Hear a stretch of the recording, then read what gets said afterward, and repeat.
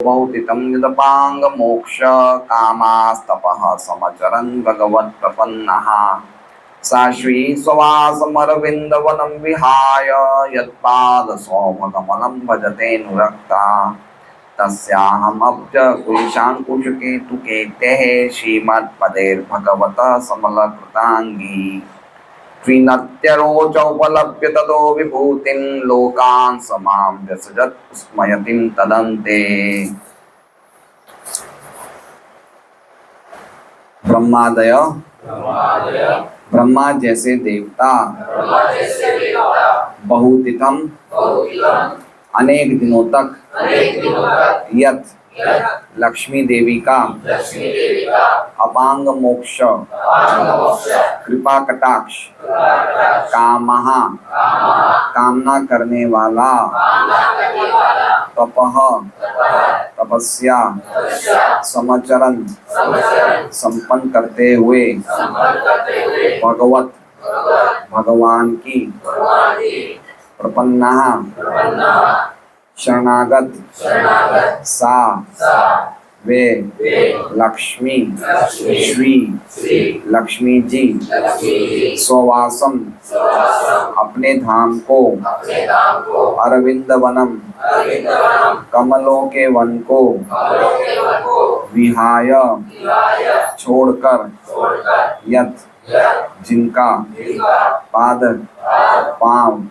सौभगम कल्याणमय अलम निसंकोच भाव से भजते पूजती है अनुरक्ता आकृष्ट हुई तस्य उनका अहम मैं अब्ज कमल पुष्प कुलिश वज्र अंकुश हाथी हाँकने का अंकुश केतु झंडा केतेह चिन्ह श्रीमत समस्त ऐश्वर्य के स्वामी वदेह चरणों की तलवों से भगवतः भगवान का समलंकृत अंगी इस तरह से सज्जित देह वाले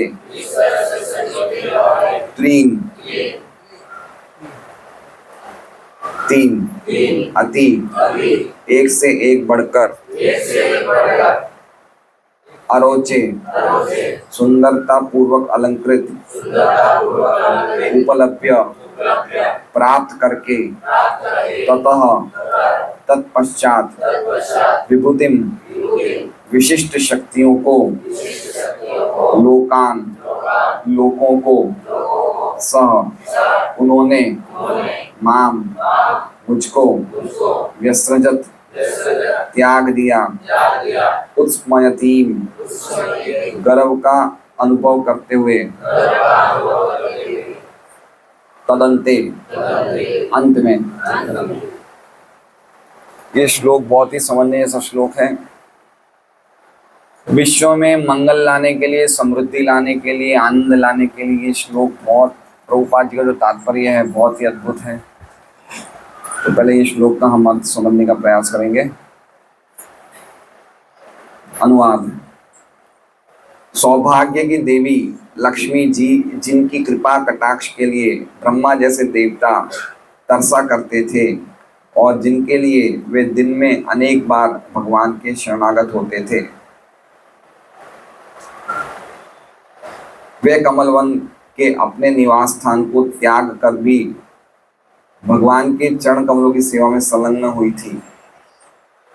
मुझे वे विशिष्ट शक्तियां प्राप्त हुई थी जिनसे मैं ध्वज, वज्र, अंकुश तथा कमल चिन्हों से, जो भगवान के चरण कमलों के चिन्ह हैं, अलंकृत होके तीन लोगों की संपत्ति को परास्त कर सकती थी।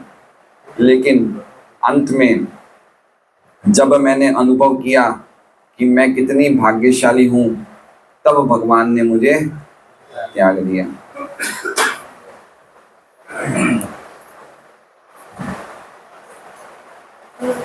ओम अज्ञानतिमिरान्धस्य ज्ञानाञ्जनशलाकया चक्षुरुन्मिलितं येन तस्मै श्रीगुरुवे नमः। नाम श्रेष्ठमनुमपि शचीपुत्रम् अत्र स्वरूपं रूपं तस्याग्रजं गुरुपुरीं माधुरीं कोष्ठवाटीं राधाकुण्डं गिरिवरम् ओ राधिका माधवाशां प्राप्तो यस्य प्रथितकृपया श्रीगुरुं तं नतोऽस्मि। वन्देऽहं श्रीगुरोः श्रीयुतः पदकमलं श्रीगुरुं वैष्णवांश्च श्रीरूपं साग्रजातं सहगण्डरघुनाथान्वितं तं सजीवं साद्वैतं सावधूतं परिजनसहितं कृष्णचैतन्यदेवं श्रीराधा कृष्णपादान् सहगणललिता शिवशाखान्वितांश्च वन्देऽहं श्रीगुरोः श्रीयुतः। गुरु वैष्णव भगवान तीने स्मरण है विघ्न विनाशन अनायास होय निज वांछित पूरण। हरे कृष्णा कृष्णा कृष्णा हरे हरे हरे राम राम राम हरे। सभी भक्तों का भागवत क्लास में स्वागत है। तो पृथ्वी देवी अपने भगवान से अपने विरह का वर्णन कर रही है। वो वर्णन हम लोग सुनेंगे और उस विरह के कारण पृथ्वी देवी को शोक हो रहा है, क्योंकि धर्म ने ये प्रश्न पूछा था कि आपको शोक क्यों हो रहा है। सही बात है। तो पृथ्वी देवी बता रही है कि भगवान के विरह में मुझे शोक हो रहा है। तो भगवान का विरह वो सहन नहीं कर पा रही है। इसको बताते हुए श्रीधर स्वामी कहते हैं 4 श्लोक बोल रही हैं। कौन से 4 श्लोक? 32, 33, 34 और 35। ठीक है। ये भगवान के विरह को सहन नहीं कर पा रही है। उन विरह को सहन नहीं करते हुए 4 श्लोकों में वर्णन कर रही है और इसी कारण से वो शोक कर रही है।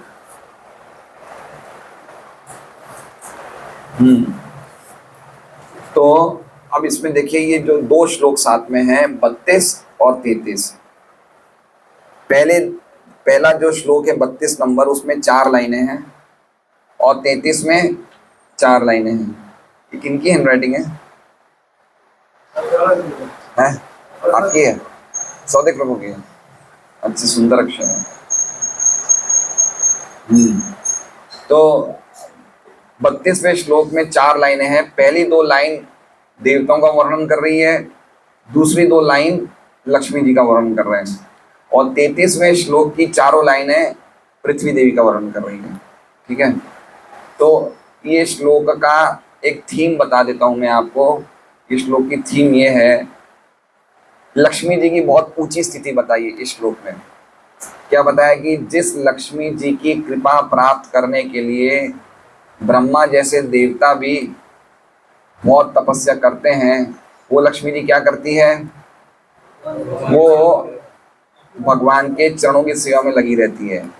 और वो चरण किस पे रखे गए हैं? पृथ्वी पे, है ना।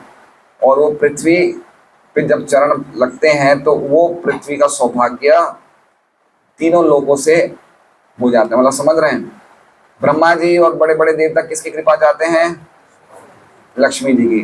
लक्ष्मी जी क्या करना चाहती है? भगवान के चरणों की सेवा करना चाहती है। और भगवान के चरण कहाँ रखे हुए थे?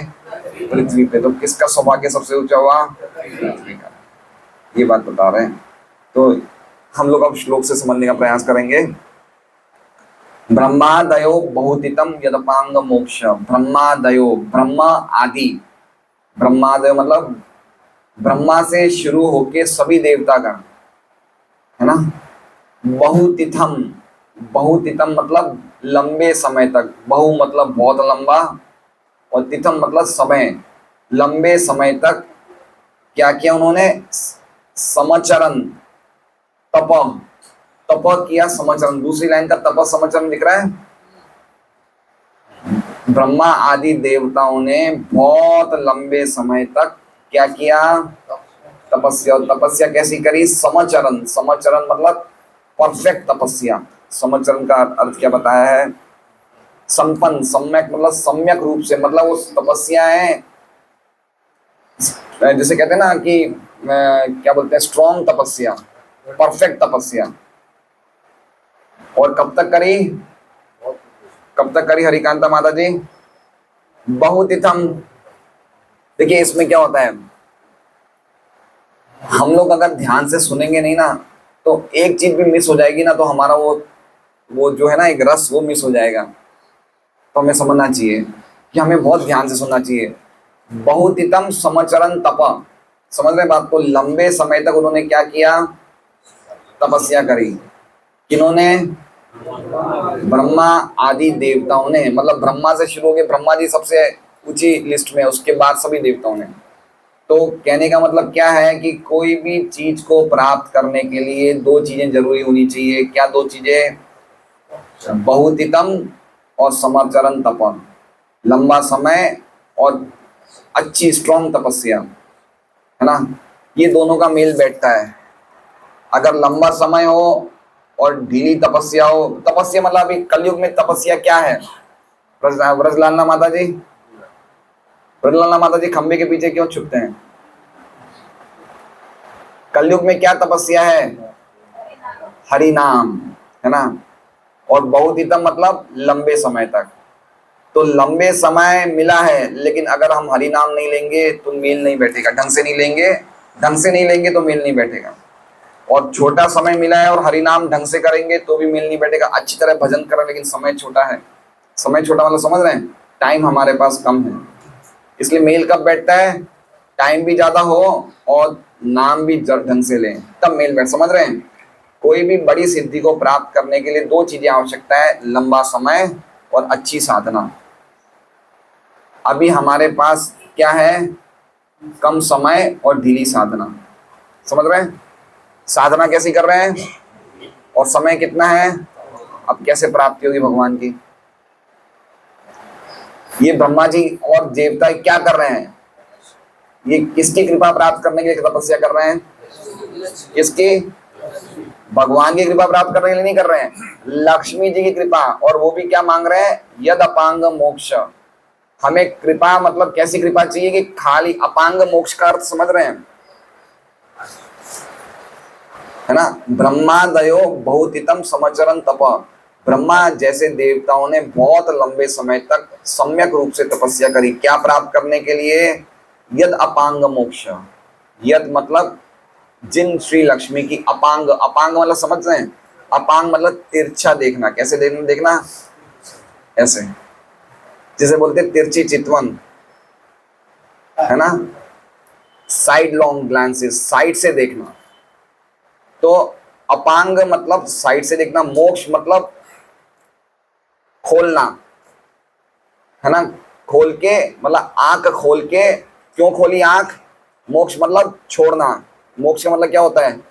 छूट जाओ। हम बोलते हैं संसार बंधन से मोक्ष, मतलब संसार बंधन से छूट जाओ। तो अपनी अपांग को, साइड की आंखों को खोल दो कृपा करने के लिए।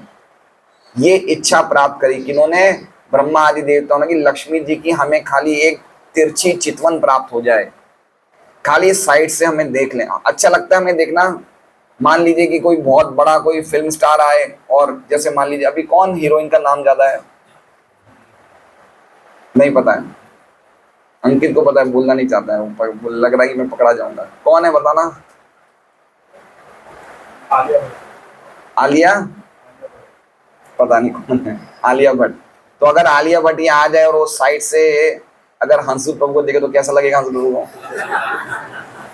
अरे वाह, आलिया भट्ट ने ऐसे साइड से देख लिया मुझे, है ना? तो ये लक्ष्मी जी की ये तिरछी नजर को प्राप्त करने के लिए ब्रह्मा आदि देवता क्या कर रहे हैं? बहुत लंबे समय तक जबरदस्त तपस्या कर रहे हैं। और क्या है वो? भगवत प्रपन्ना। किसके शरणागत हैं देवता? है शरणागत भगवान के, और चाह क्या रहे हैं? लक्ष्मी जी की कृपा। देखिए मतलब क्या हुआ कि मतलब उनके कुछ कुछ इच्छाएं हैं, भगवान कुछ डिजायर्स हैं, उनकी इच्छाएं पूरी होनी है ना? तो लक्ष्मी जी की इसमें उत्कृष्ट स्थिति पता है कि लक्ष्मी जी की क्या स्थिति है, कि ब्रह्मा जैसे देवता भी जो भगवान के शेल्टर में है, वो भी क्या चाहते हैं? है भगवान के शरणागत, भक्ति कर रहे हैं भगवान की, लेकिन चाहते क्या है? कि लक्ष्मी जी की कृपा कटाक्ष प्राप्त हो जाए। पहले दो लाइन समझ गए, है ना? अब दूसरी दो लाइन समझिए। सा श्री, सा मतलब वो लक्ष्मी, सा मतलब वो, कौन सी वो? जिनकी कृपा कटाक्ष ब्रह्मा आदि देवता चाहते हैं। सा मतलब वो, श्री मतलब लक्ष्मी या श्री देवी या लक्ष्मी जी क्या कर रही हैं? स्ववास स्ववासम अरविंद वनम विहाय, उन्होंने स्ववासम अपने वास स्थान को, अपने घर को, विहाय छोड़ दिया। कौन, उनका घर कहाँ है? अरविंद वनम, उनका वन क्या है? अरविंद मतलब कमल के फूल, उनका वन क्या है? कमल के फूलों के अपने घर को छोड़ दिया। क्यों छोड़ दिया? यद पाद सौभगम भजते अनुरक्ता, यद मतलब भगवान के पाद सौभग मतलब भगवान के सुंदर चरण कमलों की सेवा करने के लिए, अमलम, अलम, अलम मतलब भजते अनुरक्ता, अलम मतलब निसंकोच भाव से, अलम मतलब समझ रहे हैं, मतलब बिंदास, एक देशी शब्द में क्या बोले? बिंदास मतलब कोई प्रकार का संकोच नहीं। समझ रहे? संकोच मतलब कि ब्रह्मा जैसे देवता मेरी कृपा चाह रहे तो मैं क्यों भगवान की सेवा करूं, ये भावना नहीं है लक्ष्मी जी में। निसंकोच भाव से भजते अनुरक्ता, भजते मतलब भगवान के सुंदर चरण कमलों की सेवा करते हैं, अनुरक्ता मतलब आसक्त होके। कौन कर रही है? लक्ष्मी जी। निसंकोच, कोई संकोच नहीं। भगवान की सेवा में झाड़ू भी मारना पड़े तो कोई संकोच नहीं। जितनी हमारी सेवा जितनी जितनी हल्की होगी भगवान इतना प्रसन्न होंगे। चैतन्य महाप्रभु किन से प्रसन्न हुए? राजा प्रताप रुद्र से। क्यों प्रसन्न हुए? क्योंकि रथ यात्रा के शुरू होने से पहले खुद राजा, इतने महान राजाओं के झाड़ू मार रहे थे, है ना। तो कोई प्रकार का संकोच रखे बिना भगवान की जो सेवा मिले, बाथरूम क्लीनिंग की, भक्ति सिद्धांत सरस्वती ठाकुर के समय में उनके मठ में जो भी व्यक्ति आते थे फुल टाइम डिवोटीज, उनको सबसे पहले बाथरूम क्लीनिंग दिया जाता था। बाथरूम क्लीनिंग करो। हमारे भोपाल में भी कोई डिवोटीज जाते हैं ब्रह्मचारी बनने के लिए, सबसे पहले क्या जाता है? जाओ बाथरूम क्लीनिंग करो। मनोहर को ये सेवा मिली थी। मनोहर गया था 2014 में, गया था 15 में, 2014 में, जाओ बाथरूम क्लीनिंग करो, है ना। तो इसलिए निसंकोच भाव से लक्ष्मी जी ने बड़ी आसक्त होके भगवान के सुंदर चरण कमलों की सेवा में वो लग गई। कैसे? अपने घर को छोड़ के भगवान के, उनका घर कैसा था? अरविंद वनम, कमल के वन उनका घर था। तो जी गोस्वामी इसमें टीका में बताते हैं कि अपने कमल के स्थान को छोड़ के भगवान के चरण कमलों की सेवा करी, मतलब भगवान के चरण कमल सभी कमलों से श्रेष्ठ है। कितनी सुंदर टीका है जी गोस्वामी की, कि अपने सुंदर सुंदर लक्ष्मी जी के कमलों का वन कैसा होगा? अद्भुत होगा। लेकिन उन कमलों को भी छोड़ के भगवान के चरण कमलों की सेवा करी, तो मतलब भगवान के चरण कमल सबसे श्रेष्ठ है। ठीक है, तो पहला श्लोक समझ गए? पहला श्लोक का अर्थ क्या है बताएंगे कोई माता जियों में से? पहला श्लोक का क्या अर्थ है?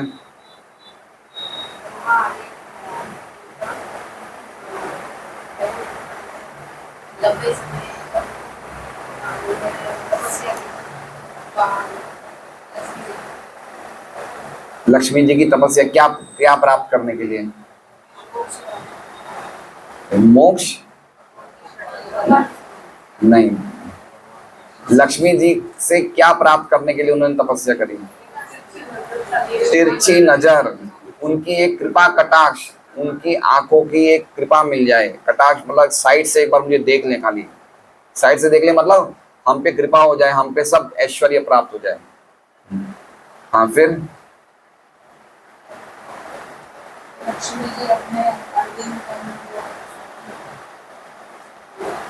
हाँ, लक्ष्मी जी अपने अरविंद वन को छोड़ के सेवा करी उन्होंने भगवान के चरणों की निसंकोच भाव से, बड़ी अनुरक्त होके। वो लक्ष्मी जी, जिन लक्ष्मी जी की कृपा कटाक्ष को प्राप्त करने के लिए ब्रह्मा आदि देवताओं ने बहुत लंबे समय तक तपस्या करी, और वो देवता भगवान को शरणागत थे, भगवत प्रपन्न। ठीक है, अब आगे देखिए 33वां श्लोक। तस्याम अब्ज कुलिशांकुश केतु केते, तस्य, तस्य मतलब उन श्री भगवान की। किन श्री भगवान की? तस्य का क्या हुआ पूजा माता जी? उन श्री भगवान की। किन? जिन भगवान के चरण कौन सेवा कर रहे हैं? लक्ष्मी जी। उन श्री भगवान की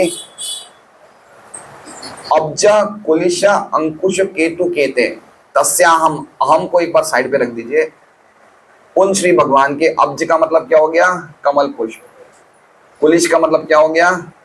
वज्र। इंद्र का है ना वो वज्र। अंकुश क्या हो गया? हाथी को भगाने वाला एक वो होता है अंकुश। और केतु मतलब झंडा। केते, केते मतलब चिन्हों से चिन्हित। ये चिन्ह कहाँ पे चिन्हित है? श्रीमद पदे, ये भगवान के श्री चरणों पे ये सब चिन्ह हैं। और भी अलग अलग चिन्ह हैं, लेकिन इनमें 4 चिन्हों का वर्णन किया है ना? कौन कौन से 4 चिन्हों का वर्णन किया है? कमल, वज्र, अंकुश और ध्वजा, है ना? ऐसे भगवान जिनकी लक्ष्मी जी ने सेवा करी, ऐसे भगवान के क्या कहते हैं, चरणों में ये जो चिन्ह थे, उन चिन्हों से क्या हुआ? श्रीमद पदेर समलंकृतांगी, ऐसे सुंदर श्री चरणों से मैं सम्यक रूप से अलंकृत हुई। अंगी, अंगी मतलब अंग वाली।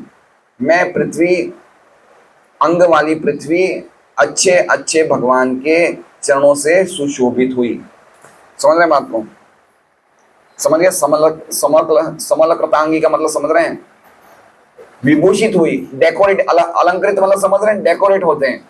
और अंगी मतलब मेरा अंग, मैं अंग वाली। अंगी का अर्थ क्या हो गया? मैं पृथ्वी अंग वाली, मेरे अंग किससे डेकोरेट हुए? विभूषित किससे हुए? भगवान के चरण के चिन्हों से। हम लोग किससे सुबह सुबह डेकोरेट होते हैं? तिलक से। हम लोग किससे विभूषित होते हैं? तिलक के द्वारा। तिलक लग जाता है ना हमारे शरीर पे, उसी तरह से पृथ्वी के अंग पे क्या लग गए? भगवान के चरणों के चिन्ह से विभूषित हो गई, श्री चरणों के चिन्हों से वो अलंकृत हो गई, डेकोरेट हो गई। और क्या हुआ? कैसे कैसे वो चरण के चिन्ह थे, उससे क्या हो गया? अहम भगवता विभूति उपलब्ध्य, मैंने भगवान की शक्तियों को प्राप्त कर लिया।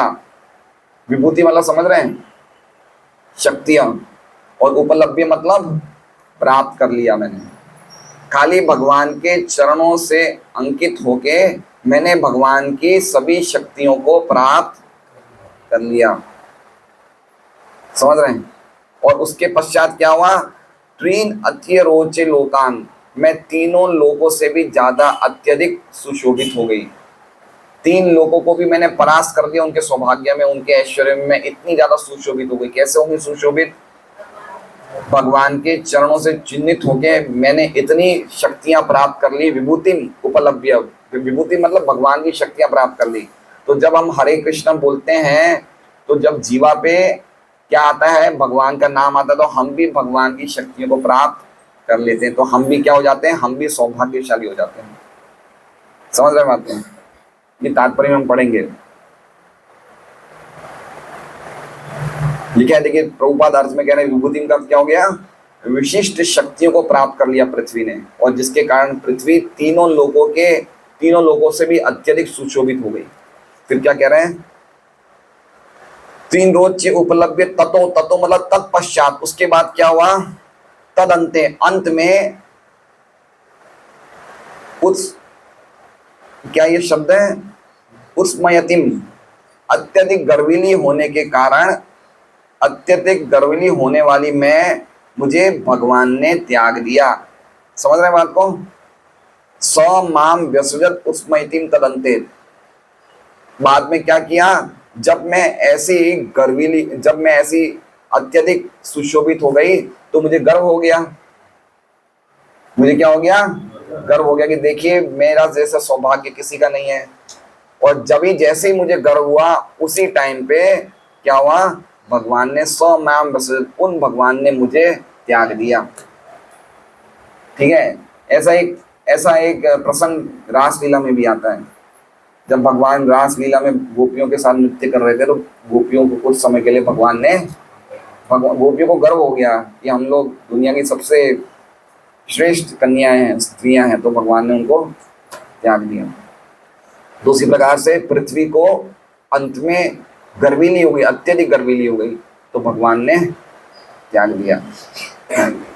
समझ रहे हैं? आप समझ गए बात को? अर्थ को अच्छी तरह समझ लिया आप लोगों ने सबने? ठीक है, अब हम लोग श्रीधर स्वामी की टीका पढ़ते हैं। वे भगवान,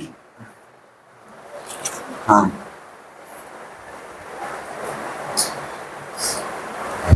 श्री हरि के विरह विरह को सहन नहीं करके ये 4 श्लोकों में माँ पृथ्वी बोल रही है, क्या बोल रही है कि जिनकी कृपा कटाक्ष की कामना करने वाले ब्रह्मा जी वगैरह देवताओं ने लंबे समय तक तपस्या करी, है ना, और वो लक्ष्मी जी ने अपने खुद के कमल के वन को छोड़ के भगवान के चरणारविंद में अत्यंत अनुराग से सेवा करी, है ना। वो भगवान के चरणारविंद में कमल हैं, श्रीयुक्त चरण, कमल, ध्वज, अंकुश, झंडे, ऐसे जो चिन्ह हैं उनसे मैं अच्छी तरह से अलंकृत हो गई थी। और उसके बाद मुझे भगवान की विभूति संपत्तियों को प्राप्त करके मैंने तीनों लोगों को अतिक्रम कर लिया, तीनों लोगों में सबसे अधिक शोभायमान बन गई। उसके बाद संपत्ति के अंत काल, नाश काल के समय में मैं गर्वित होने वाली मैं पृथ्वी को भगवान ने छोड़ दिया। ठीक है।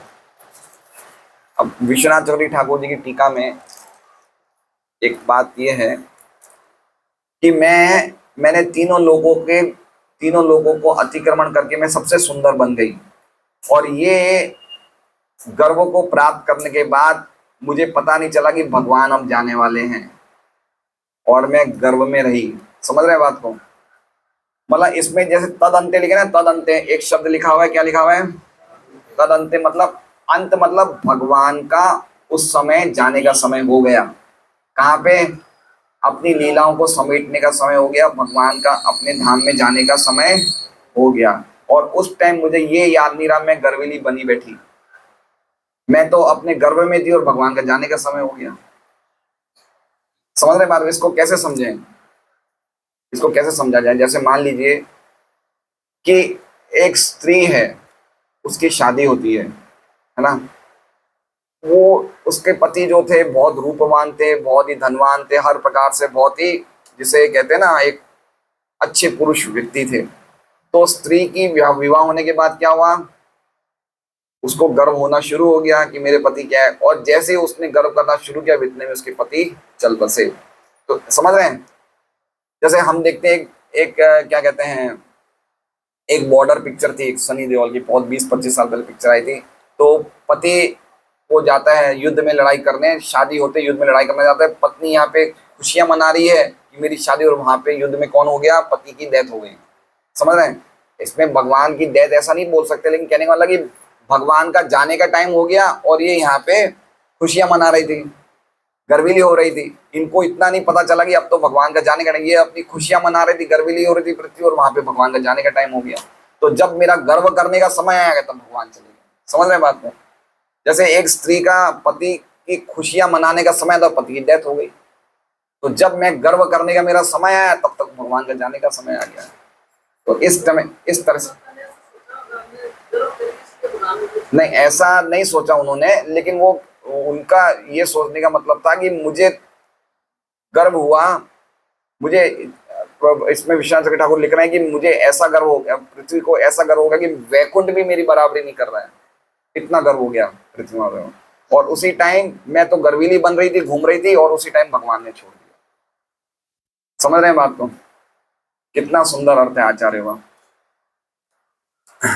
और इसमें देखिए एक बहुत सुंदर, हमारी एक टीका में, बाल प्रबोधिनी टीका में बहुत सुंदर बताते हैं।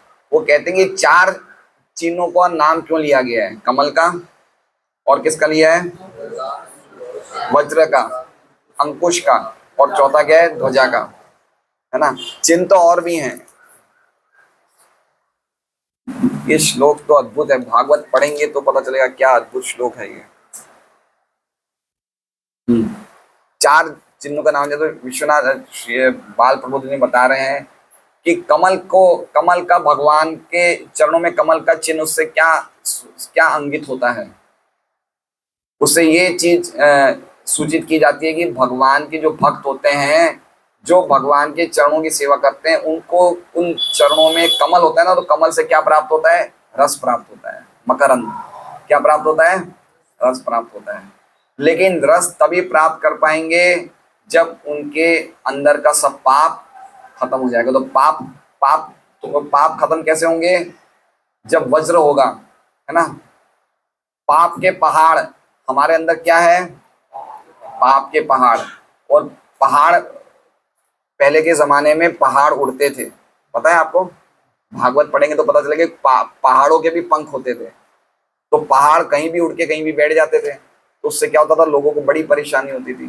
तो इंद्र का वज्र क्या है, इंद्र का हथियार है ना। तो इंद्र ने क्या किया, वज्र से सभी पहाड़ों के पंख काट दिए, जिससे कि पहाड़ हिले नहीं, उड़े नहीं।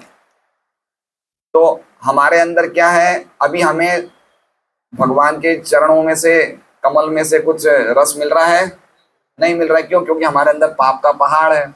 इसलिए वज्र क्यों बोला गया है, वज्र से क्या होगा, हमारे पाप का पहाड़ तोड़ दिया जाएगा। ठीक है, देखिए क्या क्या आचार्य कितना अंदर प्रवेश करते हैं, समझ रहे हैं। कमल क्यों बताया है कि भक्तों को भगवान के चरण कमल सेवा करने में क्या होता है, एक रस मिलता है। रस मिलता है सुबह सुबह 3:30 बजे हरे कृष्णा महामंत्र बोले, कितना अच्छा लगेगा, रस मिल रहा है ना हमें। लेकिन रस कब मिलेगा, जब हमारे हृदय में पाप नहीं होगा। तो पाप काटने के लिए क्या है, वज्र है। ठीक है, फिर तीसरा क्या है, अंकुश। चलो पाप कट भी जाए तो भी रस क्यों नहीं मिल सकता है, क्योंकि हाथी, पागल हाथी वाला मन हमें इधर उधर डोलाता है ना। हाथी का क्या काम है, हाथी कंट्रोल में नहीं रहता है, मन कंट्रोल में रहता है। भक्ति सिद्धांत सरस्वती ठाकुर क्या कहते हैं, सुबह उठते ही मन को 100 बार जूते मारो, है ना। तो यद्यपि पाप तो वज्र ने काट दिए, लेकिन हाथी रूपी मन तो इधर उधर भाग रहा है, तो उसको कंट्रोल किया जाएगा। तो उसके लिए क्या लिखा है, अंकुश। हाथी को कंट्रोल क्या करता है, अंकुश। तो तुम्हारा जो ये मन को दमन किससे करना है, अंकुश है। इसलिए जो भगवान के चरणों में जो चिन्ह होते हैं ना, ये एक एक चिन्ह को अगर हम लोग मेडिटेट करेंगे, मनन करेंगे, तो हमारे ये सब गड़बड़ियां चली जाएगी, हमारे जो दोष है खत्म हो जाएंगे। इसलिए इन चरणों में जो चिन्हों की बहुत विशेष महिमा है। ठीक है, तो 3 हुए। उसके बाद भी अगर कहेंगे फिर भी 3 ताप हैं। क्या ये 3 ताप है, गर्मी, सर्दी, सुख, दुख, इनका निवारण कैसे हो, अगर ये रहेंगे तो भी हम भगवान के कमलों का रस नहीं चख पाएंगे। तो इसलिए क्या है, ध्वजा। ध्वजा से आपको छाया मिलती रहेगी समझ में बात। तो इस तरह से इतना सुंदर ये अर्थ का बताया है। तो समझे कितना सुंदर श्लोक है ये। कोई हाँ नहीं, कोई ना नहीं, कोई कुछ नहीं बोल रहा है। कुछ बोल देंगे तो अभी और लंबी क्लास हो जाएगी, इसलिए कुछ बोलो ही मत, चुप खराब रहो। 8:45 होते उड़ जाना बेटा, उसमें भलाई है कौन अच्छी तरह समझा इस श्लोक को, बताइए, हाथ खड़ा करें। कितना सुंदर श्लोक है, समझने लायक श्लोक है ये। क्या पृथ्वी की महिमा बताई, पृथ्वी कितनी सौभाग्यशाली हो गई, भगवान के चरणों पे अपने पे रख के कितना सौभाग्य पृथ्वी का बढ़ गया। कितना अद्भुत बताया इसमें। 3 ताप होते हैं, सर्दी, गर्मी। तो ध्वजा रहती है, ध्वजा से जीवात्मा को छाया बनी रहती है, तो वो भगवान के चरणों के रस को आस्वादन करता रहे, इसलिए ध्वजा है। अंकुशता, अंकुशता मन रूपी हाथी को कंट्रोल करने के लिए। हाथी को कंट्रोल कर, अंकुश पता है ना, महावत एक अंकुश लेके बैठता है हाथी पे।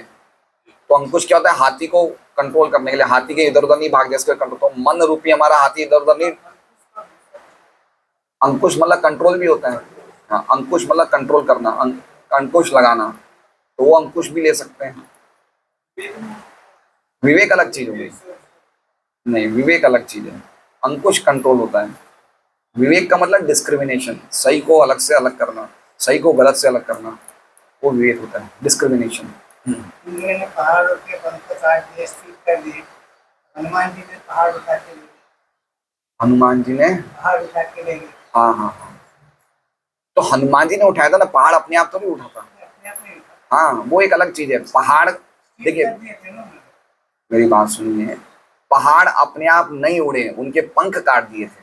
पहाड़ों के पंख होते थे, वो इंद्र के वज्र ने काट दिए। तो हनुमान जी ने अपने आप उठा लिया, उसमें पंख की क्या आवश्यकता थी, हनुमान जी ने शक्तिशाली, तो उन्होंने खुद ही उठा लिया पहाड़।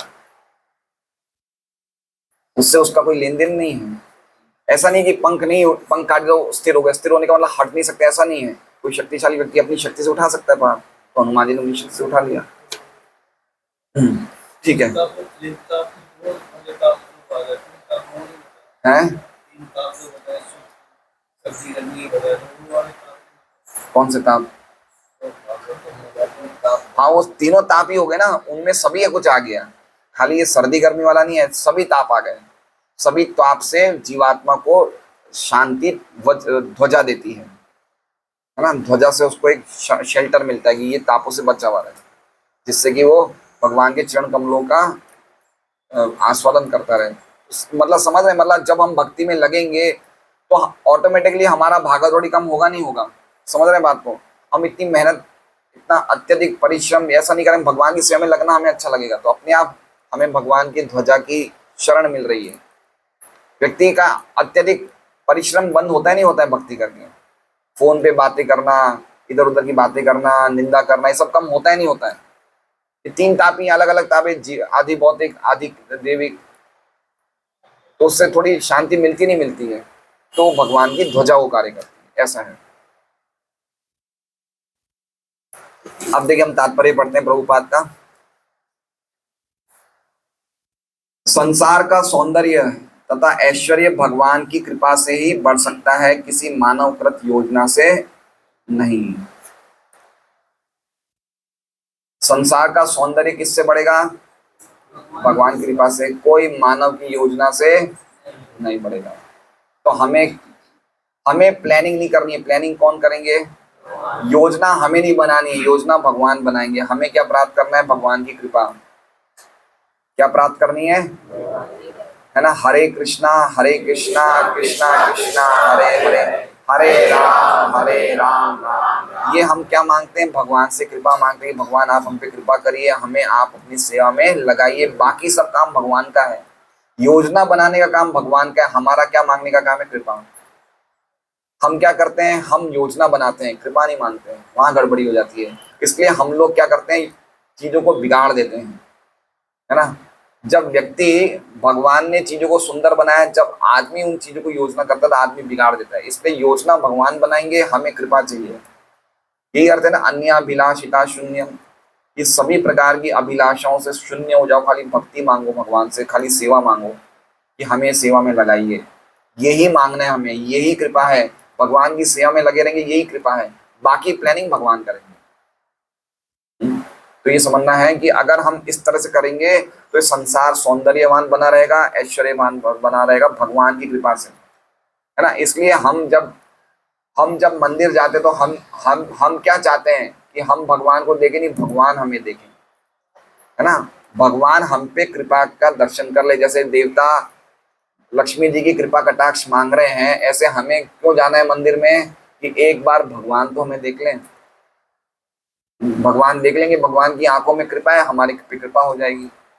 हम देखने नहीं जाते भगवान को, भगवान हमें देख ले इसलिए मंदिर जाते हैं।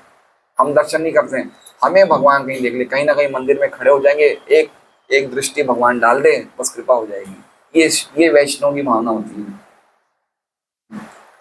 जब भगवान श्री कृष्ण इस पृथ्वी पर विद्यमान थे, तब उनके चरण कमल के विशिष्ट चिन्ह धूलि पर अंकित होते थे।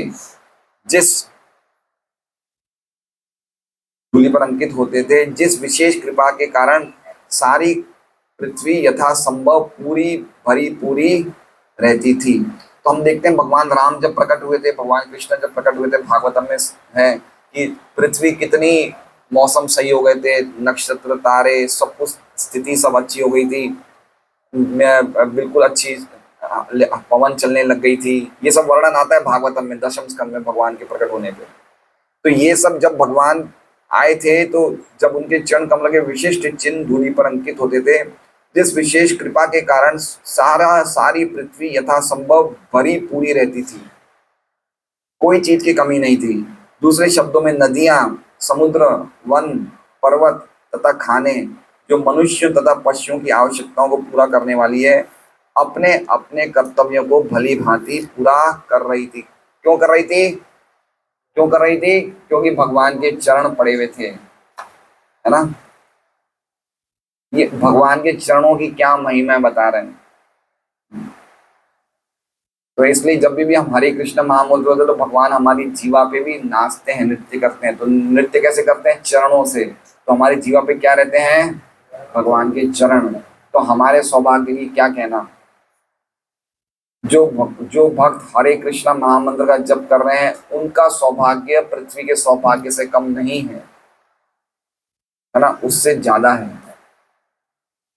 लक्ष्मी जी का सौभाग्य का वर्णन किया, पृथ्वी के सौभाग्य का वर्णन किया, और प्रभुपाद तात्पर्य में जीवात्मा का सौभाग्य बता रहे कि जीवात्मा का सौभाग्य क्या है कि चैतन्य महाप्रभु की कृपा से हरि नाम मिला है, तो पृथ्वी के सौभाग्य को भी जीवात्मा के सौभाग्य ने परास्त कर दिया है। ये सौभाग्य हमें मिला है। अतः पृथ्वी की समृद्धि ब्रह्मांड के तीनों के अन्य सभी ग्रहों की समृद्धि से बढ़कर थी। अतः मनुष्य को चाहिए कि वो पृथ्वी पर भगवान से सदैव कृपा बनाए रखने की याचना करे, जिससे हमें उनकी अहेतु की कृपा प्राप्त हो और हमें जीवन की सारी सुविधाएं प्राप्त हो, जिससे कि हम सुखी रहे। तो विश्व समृद्धि, विश्व मंगल, शांति कैसे होगी? खाली हम भगवान से कृपा की प्रार्थना करें, खाली अगर हम इन हरिनाम संकीर्तन करेंगे, भागवत धर्म का प्रचार करेंगे, तो भगवान पृथ्वी पे रहेंगे। अभी तो पृथ्वी से चले गए ना भगवान, चले गए ना, तो भगवान को वापस पृथ्वी पे कैसे बुला सकते हैं? हरिनाम संकीर्तन द्वारा, है ना। पृथ्वी से चले गए ना भगवान, लेकिन वापस भगवान पृथ्वी पे आ सकते हैं हरि नाम संकीर्तन द्वारा, भागवत कथाओं द्वारा, सनातन धर्म के संदेश द्वारा। भगवान वापस पृथ्वी पे आके पृथ्वी के सौभाग्य को बढ़ा सकते हैं, और पृथ्वी का जब सौभाग्य बढ़ेगा तो अपने आप ही सब आवश्यकताएं हमें मिलेगी, जीवात्मा सुखी रहेगा, सुखपूर्वक भजन करेगा, है ना। अगर हमें, देखिए मेरी बात सुनिए, हमारी जो मृत्यु होने वाली है वो तो होने वाली है, सही बात है, लेकिन मृत्यु से पहले अगर हम सुखपूर्वक रहे तो भजन कितना अच्छी तरह होगा बताइए, है ना। आज व्यक्ति सुखपूर्वक नहीं रह रहा है, उल्टा सीधा खा रहा है, उल्टी सीधी बीमारियां आ रही है, 50-55 साल तक तो उसकी बॉडी जवाब देना शुरू कर देती है, तो कैसे उसका मन लगेगा भजन में बताइए? लग पाएगा? नहीं लगेगा। अभी अगर लक्ष्मी नारायण चरणानंद को अभी अगर 10 बजे डॉक्टर के जाना है टेस्ट कराने, तो इनका मन लगेगा? नहीं लगेगा। मन लगेगा, अभी टेस्ट करवाना पड़ेगा, 1000-2000 रुपये लग जाएगा, ये बीमारी निकलेगी, पर किसका मन लगेगा? इसमें अच्छी चीजें प्राप्त करने के लिए, बहुत हितम हमें लंबे समय तक रहने के लिए अच्छा खाना पड़ेगा, अच्छा रहना पड़ेगा, अच्छा सोना पड़ेगा, अच्छी हवा चाहिए, अच्छा जल चाहिए, अच्छी चीजें चाहिए। सब तो चला गया है, पृथ्वी का सौभाग्य तो पूरा चला गया है। क्या स्थिति हो गई देखिए, बाहर जाते टैं टू आवाजें, हॉर्न, ये धुआं, कहीं मेट्रो के वो बड़े बड़े ट्रेन चल रही है, क्या स्थिति हो गई है। कोई ये प्रश्न कर सकता है कि जब पृथ्वी पर अपना कार्य पूर्ण हो जाने पर भगवान पृथ्वी छोड़कर अपने धाम चले जाते हैं, तो फिर हम किस तरह रोक सकते हैं, है ना। भगवान तो चले गए, अब हम कैसे रोकें भगवान को?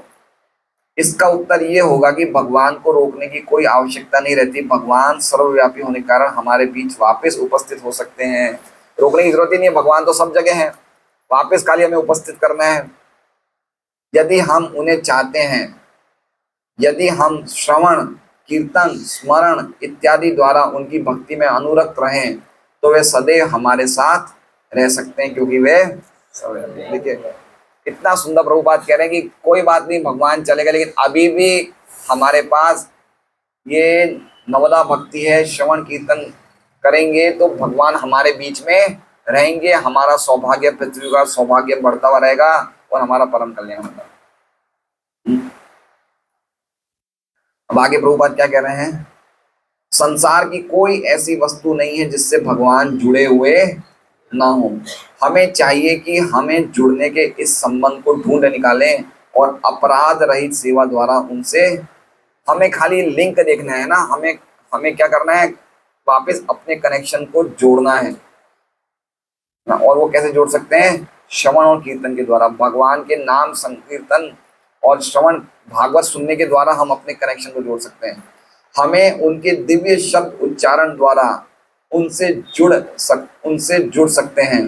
भगवान का पवित्र नाम तथा स्वयं भगवान एक ही है, और जो कोई निरपराध भाव से भगवान के पवित्र नाम का कीर्तन करता है, उसे तुरंत अनुभूति होती है कि भगवान उनके समक्ष। देखिए एक बात देखिए, समझिए दो बात, प्रभुपाद बार बार ऐसा क्यों बोलते हैं निरपराध भाव है? बार बार आप देखिए प्रभुपाद निरपराध भाव से भगवान का पवित्र कीर्तन करना चाहिए, क्यों? क्योंकि बार बार हम भूल जाते हैं कि अपराध करना नहीं चाहिए, हम ये बात बार बार भूल जाते हैं। भगवान के नाम कीर्तन में, नाम जप में कितने अपराध हैं मंदाकिनी माता जी? 10 अपराध हैं, है ना। हम लोग 10 अपराध रोज पॉइंट पॉइंट बोलते हैं, लेकिन फिर भी अपराध कर बैठते हैं। इसलिए प्रभुपाद कह रहे हैं निरपराध कीर्तन होना चाहिए। अच्छा, 10 अपराधों में एक आपको पता होगा, शायद मुझे नहीं पता, पता है नहीं पता है, लेकिन 10 अपराधों में खाली एक ही अपराध है जो नामों के दौरान होता है, बाकी 9 अपराध तो नाम के दौरान होते ही नहीं है। समझ रहे बात को? मतलब जब हम 2 घंटा माला करते हैं 16 माला, तो 9 अपराध तो 16 माला के दौरान हम कर ही नहीं सकते, खाली एक ही अपराध करते हैं। जैसे मान लीजिए पहला अपराध क्या है? भक्तों की निंदा करना। ये नाम जप के टाइम पे कैसे निंदा करेंगे? कर सकते हैं? नाम जप करेंगे, निंदा करेंगे। तो ये अपराध कब होता है? जब हम माला नहीं करते तब अपराध होता है। तो जो ये 10 अपराध है उसमें 9 अपराध कब होते हैं? जब हम माला, बाकी के 22 घंटों में 9 अपराध होते हैं, 2 घंटों में 9 अपराध नहीं होते। खाली एक ही अपराध 2 घंटों में होता है। वो कौन सा है? ध्यान पूर्वक जपना सुनना। और भक्ति विनोद ठाकुर क्या कह रहे हैं कि ये ही सभी अपराधों की माता है, ये अपराध सभी अपराधों की जननी है। 10वां अपराध, साथ साथ में ध्यान पूर्वक जपना करना भी अपराध है। और ये अपराध ऐसा है कि हर व्यक्ति कर रहा है। हर व्यक्ति तो नहीं बोलूंगा, लेकिन मोटा मोटी थोड़ा थोड़ा सभी लोग कर रहे हैं। हमने बीच में, याद है कुछ समय पहले एक मैंने व्हाट्सएप डाला था ग्रुप में कि सब लोग अपना जप कर करके मुझे भेजो, याद है? फिर हम लोग चेक करते थे, हंस को भी मैं कुछ भेजता था कि आप भी चेक करिए। कितने भक्तों में कोई हरे नहीं बोलता था, याद है हंस को? हम फोन करके बोलते थे कि आपके जब में हरे सुनाई नहीं दे रहा है, कोई कृष्ण नहीं दे रहा है, कोई राम नहीं दे रहा है। कुछ सालों पहले सुनीता माता जी आप नए नए आए थे, आपको मैंने बोला था एक बार, ये नए नए आए थे भक्ति में, तो इन्होंने अपनी रिकॉर्डिंग मुझे भेजी। तो मैंने बोला कि माता जी आप तो हरे कृष्ण में दूसरे वाला हरे नहीं बोल रहे हैं आप। बोले नहीं प्रभु जी ऐसा हो ही नहीं सकता है। मैंने बोला आप सुनिए आपकी रिकॉर्डिंग। तो फिर उन्होंने सुना तो बोले हाँ मैं दूसरा हरा नहीं बोल रही हूँ। यद्यपि इनके मन में कोई ऐसी भावना नहीं कि मुझे कोई गलत काम करना, लेकिन ये चीज ऐसी है कि हम लोग कर ही लेते हैं गलती।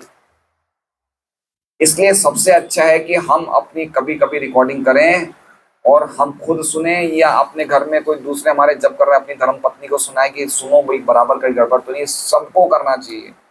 मैं भी कुछ कुछ दिनों में बीच में मेरी वाइफ से पूछ लेता हूँ कि मेरा जब तो ठीक चल रहा है, कुछ गड़बड़ तो नहीं है, कुछ मैं कोई शब्द तो नहीं छोड़ रहा हूँ। ये बहुत इंपॉर्टेंट है। यहाँ पे हम सबसे बड़ी गलती करते हैं, है ना। और बहुत लोग करते हैं हरे कृष्णा, पर्टिकुलरली जो दूसरा वाला हरे कृष्णा और दूसरा वाला हरे राम है ना, उसमें गड़बड़ी सबसे ज्यादा होती है। या तो हरे नहीं बोला जाता या एक राम गायब हो जाता है। बहुत सीरियस प्रॉब्लम है। अगर ये प्रॉब्लम सॉल्व नहीं हुई तो हम लोग का कोई कुछ नहीं हो सकता है। जैसे मान लीजिए कि लक्ष्मी नरसिंह प्रभु डॉक्टर के गए, डॉक्टर ने, इनको था जहरी मलेरिया, डॉक्टर ने कहा भाई आपका ये 5 दिन का कोर्स करना पड़ेगा, ये 5 दिन का एंटीबायोटिक लेना पड़ेगा, साथ साथ में आपको ये नहीं खाना है, वो नहीं खाना है, ये पीना है, ये 10 चीजें बता दी। अब ये 10 चीजों में से 9 चीजें बराबर कर रहे हैं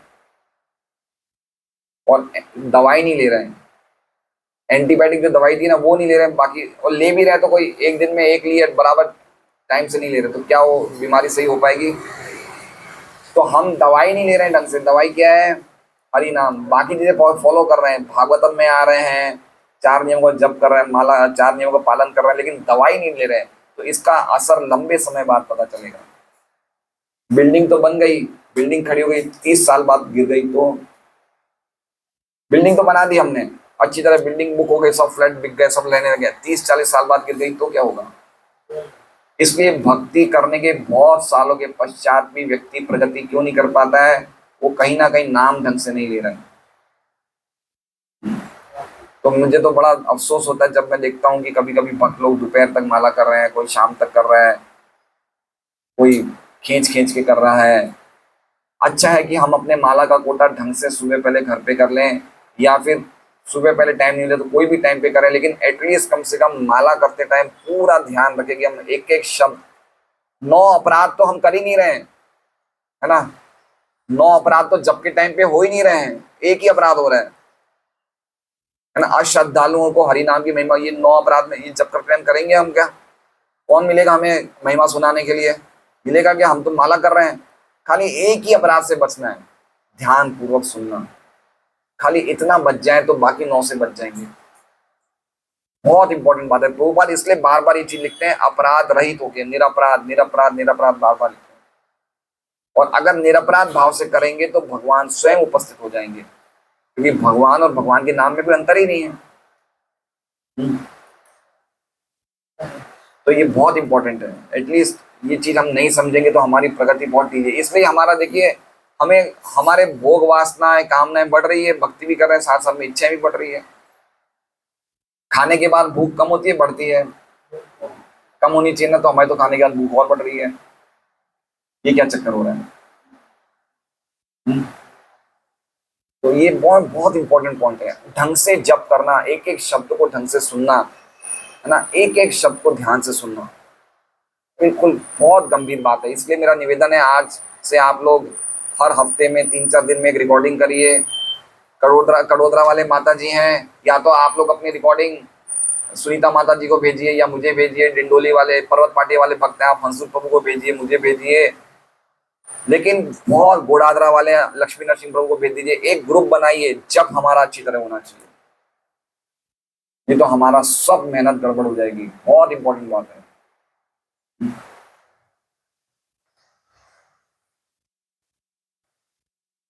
यहाँ तक कि रेडियो ध्वनि के स्पंदन से हम ध्वनि की आंशिक अनुभूति प्राप्त कर सकते हैं, और दिव्यता के ध्वनि को फिर से उच्चारित करके हम निश्चय ही भगवान की उपस्थिति का अनुभव कर सकते हैं। हो सके तो आप लोग डायरेक्ट मुझे ही भेज सकते हैं रिकॉर्डिंग्स, मैं चेक कर लूंगा। लेकिन बहुत इंपॉर्टेंट है, नहीं तो ऐसा होगा कि हम काफी साल तक करते रहेंगे, हमें कोई रोकने टोकने वाला होगा नहीं, और हमारे जब क्या हो रहे हैं हमें खुद को नहीं पता है। क्योंकि एक बात बताएं, व्यक्ति जब दूसरा व्यक्ति गिरता है ना तो हम देख लेते हैं, हम जब खुद गिरते हैं तो हमें अपना पतन नहीं दिखता है। ये भक्ति में एक बहुत ही गुह्य बात है। हम अपने गिरावट को नहीं देख सकते जब तक दूसरा नहीं बताएगा। इसलिए बहुत जरूरी है कि हम समझें कि हमारी स्थिति क्या है। इसलिए बार बार अपनी स्थिति की अवलोकन करना चाहिए। मैं क्या गड़बड़ कर रहा हूँ, क्या चीज हो रही है, ये अभी तक सुधरी क्यों नहीं है, इतने साल से भक्ति कर रहा हूँ ना, ये सब चीजें समझनी चाहिए। इस युग में प्रत्येक वस्तु कली के कलमश से दूषित है।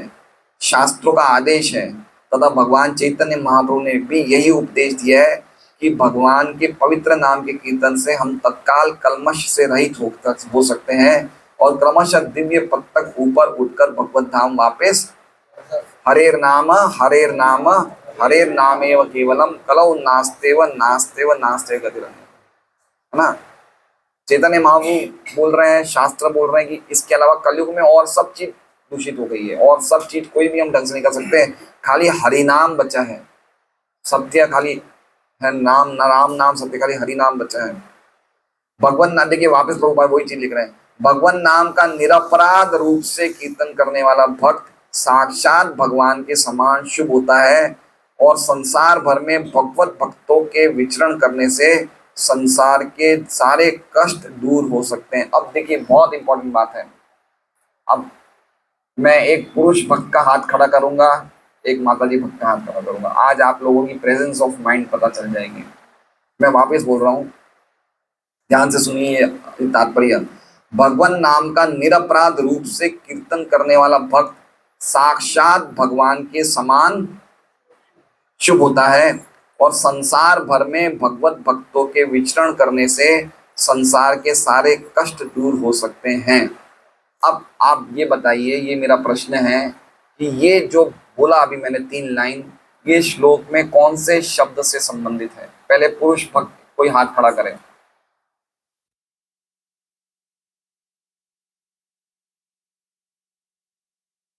ऐसे नहीं बोलेंगे, हाथ खड़ा करके।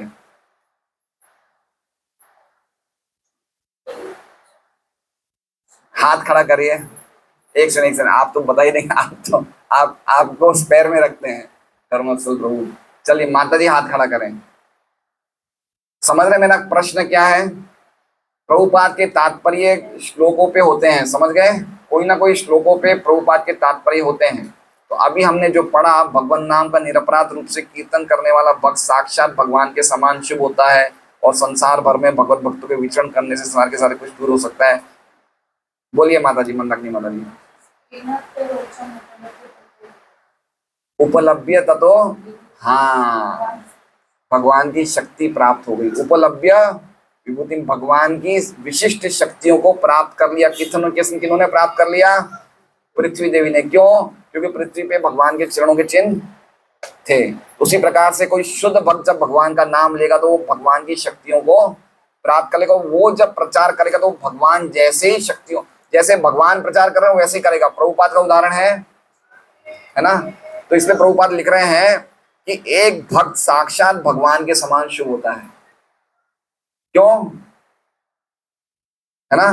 जो निरपराध रूप से कीर्तन करता है वो भगवान के समान ही होता है। क्यों? क्योंकि उसे भगवान की शक्तियां प्राप्त हो जाती है और भगवान की शक्तियां प्राप्त करने से वो कहीं भी जाएगा उसके कीर्तन का प्रभाव पड़ेगा। देखिए कितना जबरदस्त प्रभुपाद का तात्पर्य। उपलब्ध्य विभूतिम, है ना। पृथ्वी ने भगवान की अनेक शक्तियों को प्राप्त कर लिया। कैसे?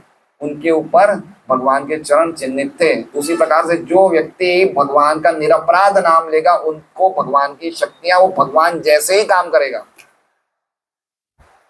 आज एक बात समझ लीजिए, और लोग भी प्रचार करते हैं, है ना। काफी लोग, काफी संप्रदाय प्रचार करती है, उनका प्रचार क्यों नहीं प्रभावित होता है? क्यों? क्योंकि वो स्ट्रांगली, जितने अपनी संस्था में प्रभुपाद के मार्गदर्शन में जितने भक्त स्ट्रांगली फॉलो करते हैं, दूसरे संप्रदाय करते हैं, प्रचार बढ़ा ही नहीं है। हम लोगों के भक्तों में क्यों इतना जल्दी आ रहा है, क्यों इतना चेंज आ रहा है? क्योंकि हम लोग स्ट्रांगली प्रिंसिपल्स को फॉलो कर रहे हैं। तो हमें किन की शक्ति मिल रही है? भगवान की शक्ति मिल रही है। तो इससे क्या सामने वाले व्यक्ति में चेंज आ रहा है? समझ रहे हैं? कितनी कथाएं होती है, लाखों रुपए लगता है, कोई चेंज आ रहा है? नहीं आ रहा है। तो इसलिए प्रभुपाद बोलते हैं कि पृथ्वी ने जैसे विभूतियों को प्राप्त किया है, शुद्ध भक्त भी निरपराध कीर्तन करने से वो विभूतियों को प्राप्त कर सकता है और भगवान की तरह काम करेगा। रात मंदाकिनी माता जी जीत गए। इसलिए मैं बोल रहा हूँ ध्यान से सुनिए, एक एक शब्दों का तात्पर्य से पूरा उनका संबंध है। केवल भगवान के पवित्र नाम के कीर्तन के प्रचार प्रसार द्वारा ही हम कलयुग के दुष्प्रभावों से, आप समझ रहे हैं, हमें खाली क्या करना है? अगर हम कोई घर में जा रहे हैं, उसके घर में जाके अगर हम बोलते हैं आप हरे कृष्ण महामंत्र जप करो, आप ये ग्रंथ पढ़ो, तो ये बहुत बड़ी सेवा है। और इसमें प्रभुपाद लिखते हैं कि संसार भर में भगवत भक्तों के विचरण करने से संसार के सारे कष्ट, क्या संसार के कष्ट कैसे दूर होंगे? भगवत भक्त के विचरण करने से। घर में बैठने से नहीं, घूमो घूमो, विचरण करो, बाहर जाओ। आपने शक्ति प्राप्त कर ली है, नाम जप करने से शक्ति प्राप्त कर ली, शक्ति को बांटो। स्पष्ट लिख रहे हैं कि भगवत भक्तों के विचरण करने से संसार के सारे कष्ट दूर हो सकते हैं। कितनी लंबी, कितनी इंपॉर्टेंट स्टेटमेंट दिया है ना। हम अगर अच्छी तरह माला करें तो क्यों घर में बैठे हैं? प्रचार करो भाई, लोगों का कष्ट दूर होगा। होगा नहीं होगा लोगों का कष्ट दूर, है ना। भक्ति सिद्धांत सरस्वती ठाकुर क्या बोलते हैं? हे मन, तुम कैसे वैष्णव हो, चुपचाप भजन कर रहे हो, तुम तो झूठे हो, अपना नाम प्रतिष्ठा चाहते हो, जाओ बाहर जाओ, प्रचार करो। हमारा प्रीचिंग आंदोलन है, घर में मत बैठो, कुछ करो, प्रचार करो, ऑनलाइन के द्वारा प्रचार करो, फोन के द्वारा प्रचार करो, बाहर घूम के प्रचार करो, अकेले माला करो मत। तुम्हें किसे वैष्णव प्रतिष्ठा लागी हरि नाम निर्जने करें, ये भक्ति सांस्कृतिक। कैसे वैष्णव भाई, हरि नाम करो चुपचाप अकेले बैठे बैठे। अगर हम ढंग से हरि नाम करें तो प्रचार करना चाहिए ना। प्रचार करने की अलग अलग चीजें हैं, जरूरी नहीं हम सब बाहर जा सकते हैं। फोन के द्वारा, ऑनलाइन के द्वारा, कैसे भी कैसे प्रचार, डिस्ट्रीब्यूशन के द्वारा, लेकिन प्रचार करना चाहिए जिससे संसार के कष्ट दूर हो सकते हैं। तो आप बोलोगे हमारा तो कष्ट दूर ही नहीं है, तो आप इतने साल से प्रचार करो, हमारा तो कष्ट दूर ही नहीं किया आपने। तो मैं आपके भौतिक कष्टों को दूर करने के लिए नहीं हूँ। हो सकता है भक्ति में आने के बाद हमारी समस्याएं बढ़ गई हो। ऐसा भी हो सकता है कि पहले भक्ति में नहीं थे तब समस्याएं कम थी, भक्ति में आने के बाद समस्याएं बढ़ गई, लेकिन वो हमारे कष्ट खत्म हो रहे हैं, बढ़ नहीं रहे हैं। भगवान एक ही जीवन में हमें सब कष्ट देना चाहते हैं, एक ही जन्म में हमें सब कष्ट देना चाहते हैं, जिससे कि हमारा अगला जीवन नील बैलेंस हो जाए। समझ रहे हैं बात को? इसलिए कष्ट, भक्तों को जो कष्ट आते हैं वो कष्ट नहीं है, वो भगवान की कृपा है। तो बहुत इंपॉर्टेंट बात है। और कष्ट जब आए तो और खुश होना चाहिए कि मैं तो कितना गिरा हुआ था, मुझे तो कष्ट मिलने ही चाहिए, कष्ट क्यों नहीं मिल रहा है। तो बहुत ही अद्भुत श्लोक है। हरे कृष्णा। श्रीमद् भागवतम की जय। ये स्थिति तो ऐसी हो गई है कि जैसे भगवत भक्ति का थोड़ा ध्यान ज्यादा लगा तो जो भौतिक जगत के दलदल में हम लोग तो सड़ रहे हैं, पत्नी बच्चे समाज, उनकी तरफ फिर उनका भरण पोषण है, शादी ब्याह, उसमें हम समय नहीं दे पा रहे। तो इसलिए इसको इस तरह से समझना चाहिए कि जब तक आपको बच्चों की शादी करनी है तब तक तो आपको थोड़ा ध्यान आपके काम पे भी देना पड़ेगा, ठीक है। फिर आपके जब बच्चों की शादी हो जाए तब आप और माताजी थोड़ा भक्ति में ज़्यादा लग सकते हैं, प्रचार कर सकते हैं, खूब अच्छी साधना कर सकते हैं। बच्चों की शादी हो गई है, बेटियां अपने ससुराल चली गई है, बेटा कमा रहा है, मेरी रिस्पॉन्सिबिलिटी कम हो गई है, तो बच्चों की शादी तक हमें थोड़े कार्य करने पड़ेंगे। लेकिन भागवत तो इससे भी समय तो निकल जाएगा, है। समय तो पूरा बर्बाद है। अगर आप इतने स्ट्रांग हो तो आप पहले ही कर लीजिए। तो सोल्यूशन पूछ रहा हूँ, मतलब समय तो निकला जा रहा है। देखिए इसका एक एग्जाम्पल दिया है भागवतम में 4थे स्कंद में, राजा प्राचीन परिषद। जब नारद जी ने उनको प्रीचिंग करी तो वो प्रीचिंग से इतना ज्यादा प्रभावित हो गए कि उनके बेटे को उन्होंने भेजा था कि जाओ बेटा, तुम्हारी मैं जोरदार शादी करूंगा, पहले कुछ तपस्या करके आ जाओ, फिर तुम्हारी शादी करूंगा, तुम्हें राजा बनाऊंगा मैं। लेकिन नारद जी की प्रीचिंग से इतना जबरदस्त उनमें चेंज आ गया, तो उन्होंने बेटों के आने का भी इंतजार नहीं किया। बेटों को, अपने मंत्री को बोला बेटे आएंगे उनको राजा वाजा बना देना, मैं तो चला। तो अगर आप इस स्टेज पे तो आप जा सकते हैं। तो अभी आप एक तरफ जाना भी चाहते हो, नहीं भी जाना चाहते हैं। हरि नाम 30 साल तक ढंग से प्रैक्टिस करेंगे तो कहीं जाके नाम में परफेक्शन आएगा। कोई भी चीज पे टाइम लगता है। पहले हम लोग स्कूल में पढ़ते थे तो वो एक वो भागने वाली थी जिसका नाम था पीटी उषा, बहुत फास्ट भागती थी। ये बात है 30-40 साल पहले की। वो एक बार वर्ल्ड ओलंपिक्स में भी वो 100 मीटर की रेस में एक सेकंड के लिए रह गई थी। तो भागना कितना होता है? 100 मीटर। लेकिन उसके लिए कितनी मेहनत करते हैं।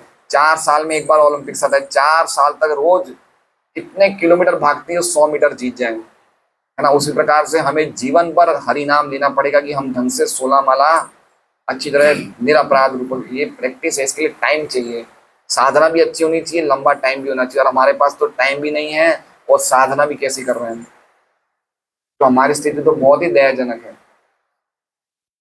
इसलिए ज़्यादा से ज़्यादा जितना जल्दी हो सके हमें कंप्लीटली पूरी तरह से, एटलीस्ट कम से कम जो 40-50 साल के भक्त हो गए हैं उनको तो बच्चे तो आजकल खुद ही पसंद कर लेते हैं। आजकल माँ बाप ये पूछते हैं बेटा, देखिए मेरी बात सुनिए, आजकल माँ बाप क्या बोलते